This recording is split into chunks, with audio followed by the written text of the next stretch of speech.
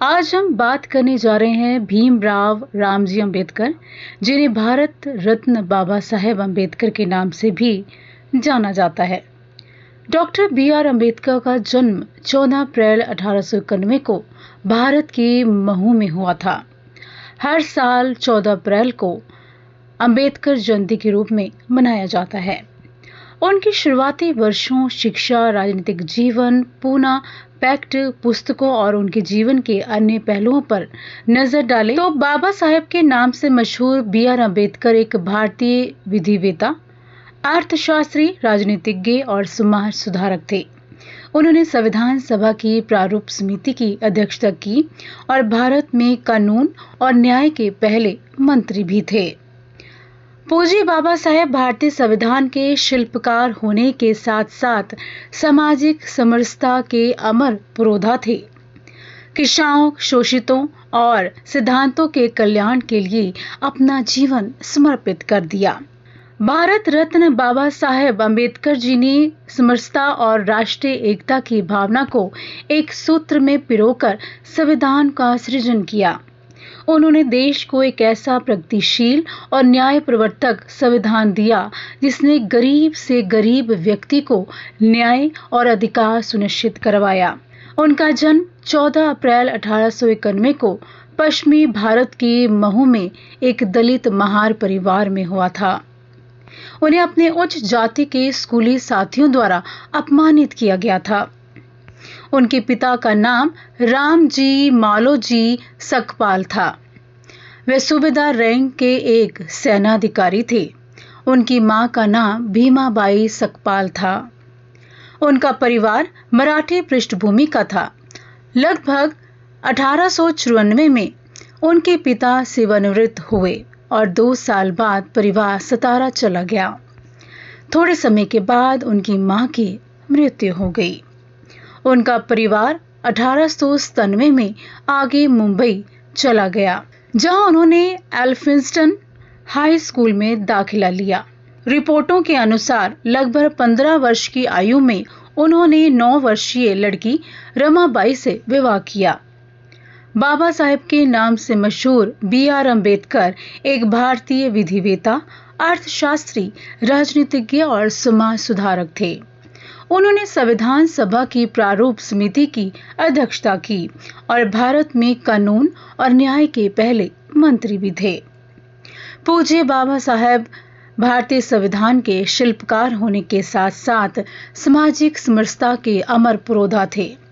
किसानों, शोषितों और सिद्धांतों के कल्याण के लिए अपना जीवन समर्पित कर दिया। भारत रत्न बाबा साहेब अंबेडकर जी ने समरसता और राष्ट्रीय एकता की भावना को एक सूत्र में पिरोकर संविधान का सृजन किया। उन्होंने देश को एक ऐसा प्रगतिशील और न्याय प्रवर्तक संविधान दिया जिसने गरीब से गरीब व्यक्ति को न्याय और अधिकार सुनिश्चित करवाया।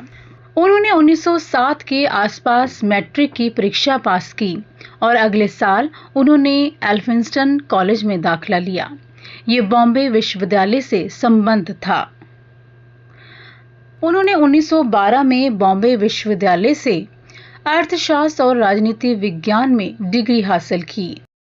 उन्होंने बड़ौदा के गायकवाड़ द्वारा छात्रवृत्ति प्रदान की गई थी। उन्होंने संयुक्त राज्य अमेरिका, ब्रिटेन और जर्मनी के विश्वविद्यालयों में अपनी शिक्षा प्राप्त की। गायकवाड़ के अनुरोध पर उन्होंने बड़ौदा लोकसभा में प्रवेश किया, लेकिन फिर से उनके उच्च जाति के सहयोगियों द्वारा उनके साथ बुरा व्यवहार किया गया। इसके बाद उन्होंने कानूनी अभ्यास और शिक्षण की ओर रुख किया। उन्होंने दलितों के बीच नेतृत्व भी स्थापित किया और उनकी ओर से विभिन्न पत्रिकाओं की स्थापना की। वे सरकार की विधान परिषदों में उनके लिए विशेष प्रतिनिधित्व प्राप्त करने में भी सफल रहे।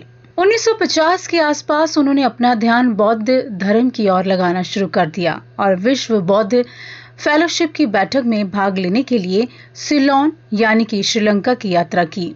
पुणे के पास एक नए बौद्ध विहार को समर्पित करते समय अंबेडकर ने घोषणा की कि वह बौद्ध धर्म पर एक पुस्तक लिख रहे हैं और जब यह समाप्त हो जाएगी तो वह औपचारिक रूप से बौद्ध धर्म में परिवर्तित हो जाएंगे। उन्होंने 1954 में 2 बार बर्मा का दौरा किया। दूसरी बार रंगून में विश्व बौद्ध फेलोशिप के तीसरे सम्मेलन में भाग लेने के लिए वे गए। 1955 में उन्होंने भारतीय बौद्ध महासभा या भारतीय बौद्ध सोसाइटी की स्थापना की। 1956 में उन्होंने अपना अंतिम कार्य द बुद्ध एंड हिज धम्म पूरा किया। अक्टूबर 1916 में उन्होंने ग्रेज इन में बार कोर्स के लिए दाखिला लिया और इसी समय लंदन स्कूल ऑफ इकोनॉमिक्स में दाखिला लिया, जहां उन्होंने डॉक्टरेट की थीसिस पर काम करना शुरू कर दिया। जून 1917 में वे भारत लौट आए क्योंकि बड़ौदा से उनकी छात्रवृत्ति समाप्त हो गई थी। उनके पुस्तक संग्रह को जिस जहाज पर वे थे उससे अलग जहाज पर भेजा गया था और उस जहाज को एक जर्मन पनडुब्बी ने टारपीडो से उड़ा दिया और डुबो दिया। उन्हें 4 साल के भीतर अपनी थीसिस जमा करने के लिए लंदन लौटने की अनुमति मिल गई। वे पहले अवसर पर वापस लौट आए और 1921 में मास्टर डिग्री पूरी की। उनकी थीसिस रुपए की समस्या, इसकी उत्पत्ति और इसका समाधान पर थी।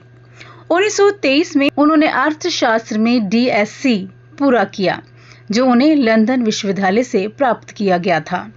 1948 में अंबेडकर को मधुमेह था। वे जून से अक्टूबर 1954 तक बिस्तर पर रहे। 1955 के दौरान उनका स्वास्थ्य बिगड़ गया।